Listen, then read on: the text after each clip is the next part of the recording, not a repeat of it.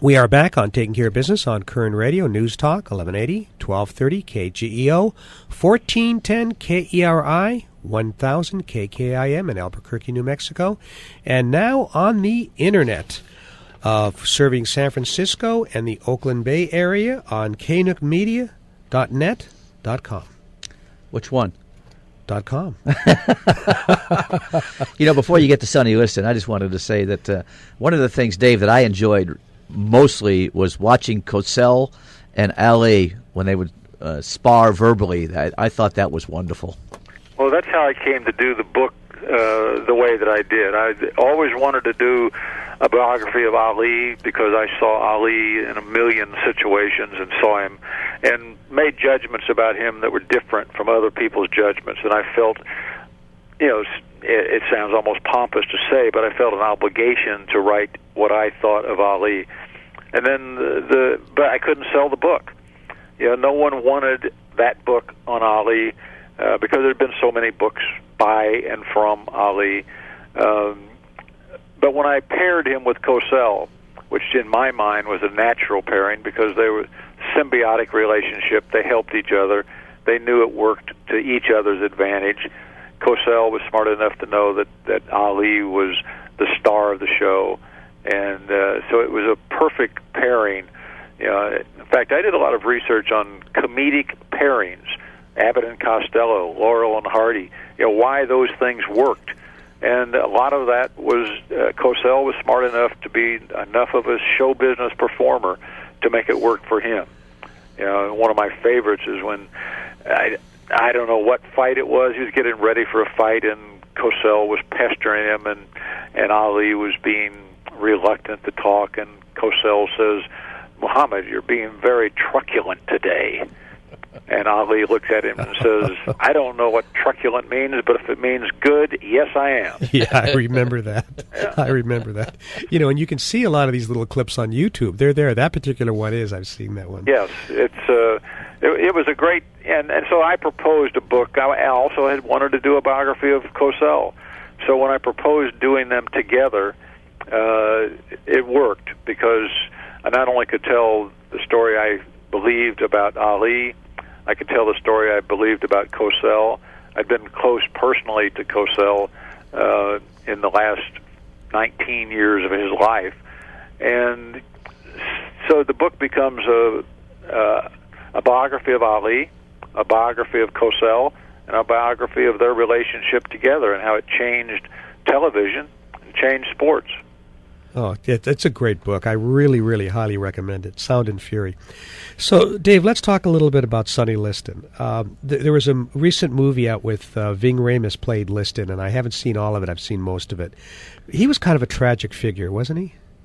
I haven't seen that movie. I don't know what that was, but well, he's a tragic figure if you figure that a guy who's been a muscle for the mob and spent time in prison and did the mob's bidding most of his time as a fighter, and dies of a heroin overdose or dies of murder by the mob. All that becomes tragic. He was a good fighter. He was a very strong, fearsome guy. Everyone was afraid of him, and I think that until Cassius Clay came along and said that big ugly bear, and teased him and prodded him and poked at him, and then went crazy at the weigh in, and I think it got to Liston's head. I don't think Liston had any idea what this guy was. They go into the fight. Everyone thought that Liston was this big, scary guy, but if you look at the film and you see them meet in the ring before the fight, Clay is bigger than Liston. Yeah, exactly. He's 6'3". Liston is maybe 6'1". Longer reach. They may have weighed about the same, but what people tend to forget, because Ali was such a great dancer in the ring, is how big he was. Uh-huh. He's 6'3", 220. And he's moving around like Sugar Ray Robinson. And people who think that first fight was a fix, and there are people that still want that to be true. And maybe it was. I don't know.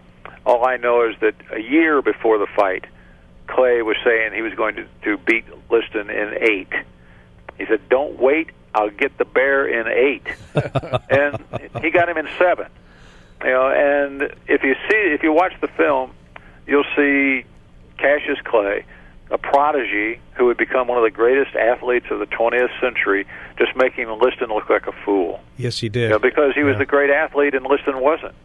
He just dominated him, and it wasn't like Buster Douglas beating Mike Tyson and then disappearing. This was the announcement of Muhammad Ali as the greatest heavyweight of all time. Yeah, and I totally agree with that.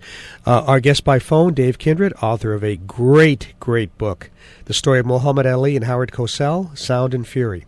So, Dave, I think, and I'm going by memory now because I haven't looked at any clips recently, but wasn't it the second fight where it was that glance on the chin that knocked Liston down? And, that's the one that's always been controversial where, because people know of Liston's mob connections, but I remember the look on Ali's face like, he's yelling at him, "Get up, get up."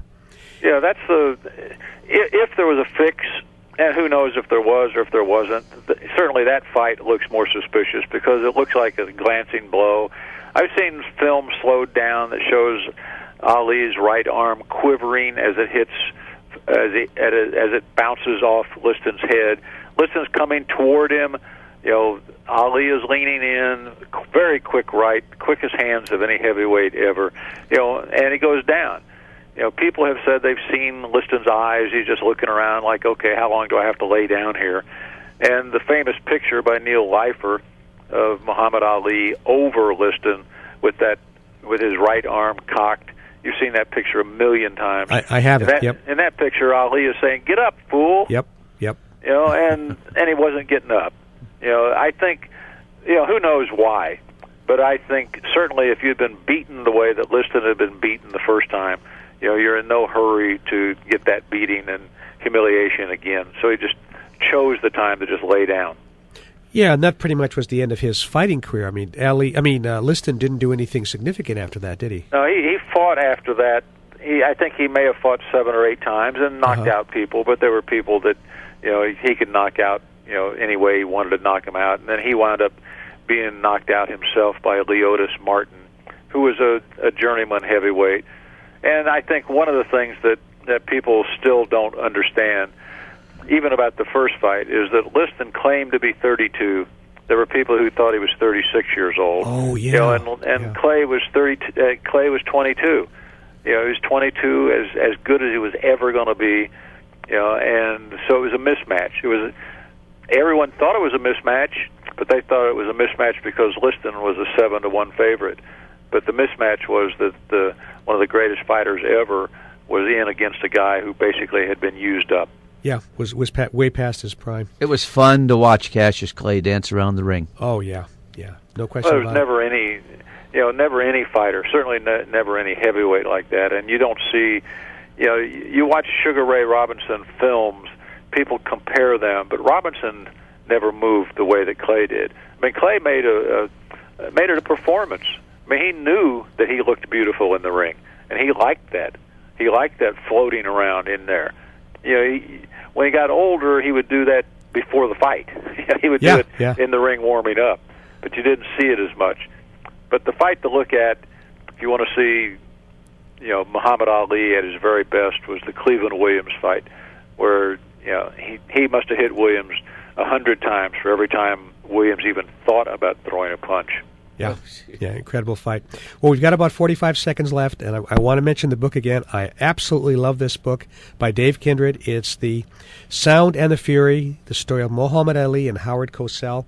In the 30 seconds we have left, Dave, I have one last question for you. Yes, have you ever heard from Muhammad Ali or from his camp what he thought of the book? No, as a matter of fact, but I take it as a positive that his wife, Lonnie Ali, is in touch with me. And she continues to speak to me, although in the book I question some of her theories on Ali's condition. But certainly people like Gene Kilroy, who was there all the time, Angelo Dundee, those people liked it. They liked the way the story was told. Good. Dave, we got to have you back on again. Thanks for coming on short notice. All right, Marty. Thank you very much for having me. Appreciate it.